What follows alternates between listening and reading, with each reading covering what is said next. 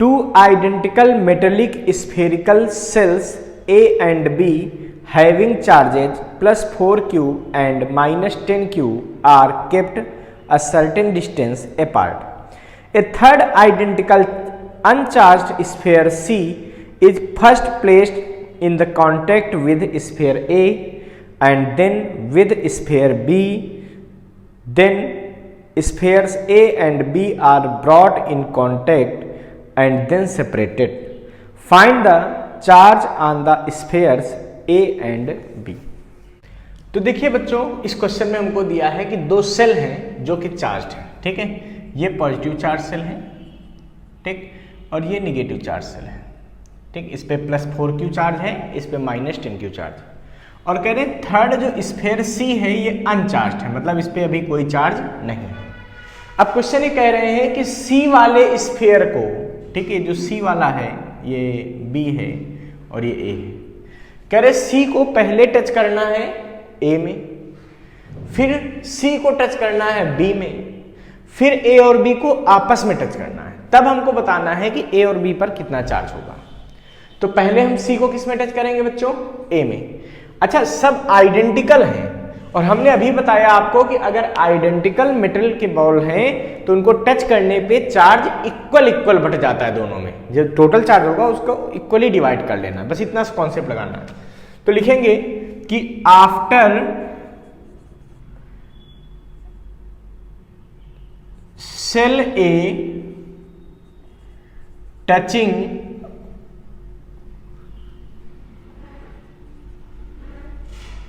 With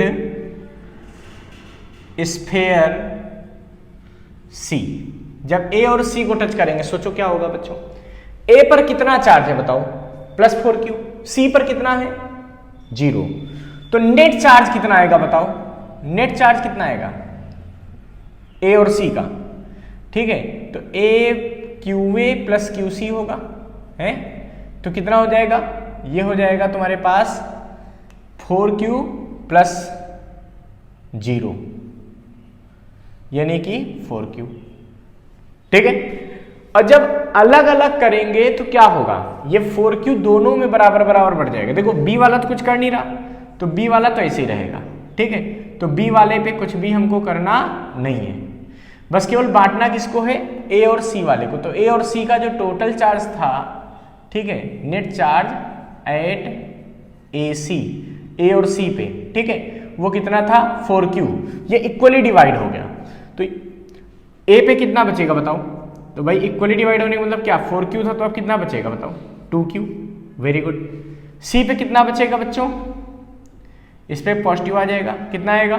2q, ठीक है। और B पे कितना रहेगा बताओ? तो B तो इन्वॉल्व ही नहीं हुआ इस पूरे, इन दोनों को टच किया, इससे कोई लेना देना नहीं है। इसका मतलब ये वाला तो ऐसे ही रहेगा, QB तो कुछ हुआ ही नहीं, -10q, इसमें कुछ नहीं होना। ये सेकंड कंडीशन आ गई। अब कह रहे हैं कि C को उठा के अब बच्चों फिर से टच करना है किसमें? B में। कह रहे पहले A में टच करो, फिर किस में टच करो? B में। अच्छा, तो जब B में टच करोगे तो क्या होगा? यहां पर लिख देंगे after sale B touching with sphere C, लेकिन आइडेंटिकल शेप है ना, इसलिए सेल और स्फेयर से कोई फर्क नहीं है, वो इक्वल ही चार्ज डिवाइड होगा, ठीक है, ये ध्यान रखना है। तो देखो A वाला तो अब इन्वॉल्व होना नहीं इस पूरे फिनोमिना में, इसका मतलब A वाले पे तो कोई चार्ज बदलने वाला नहीं है, तो ये तो बच्चों 2q ही रहेगा, ठीक है।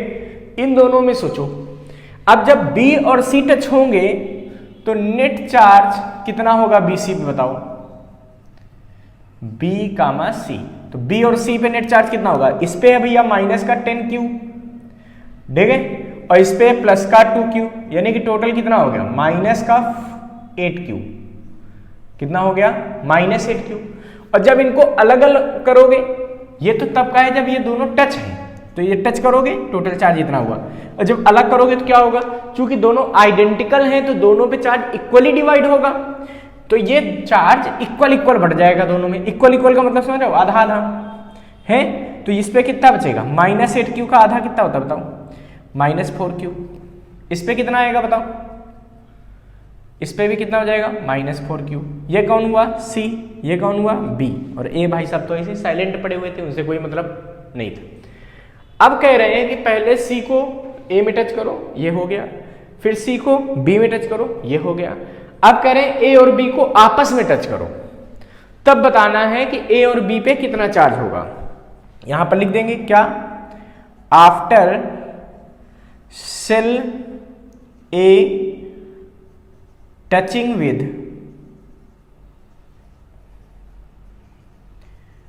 Cell B। अब देखो बच्चों, A और B को टच करना है तो C से कोई लेना देना है नहीं, तो C वाले पे कोई भी चेंज होने वाला नहीं। अब क्या होगा, A और B को टच कर रहे हैं, देखो ध्यान से, जब टच करोगे उस समय की बात करो, ठीक है। तो नेट चार्ज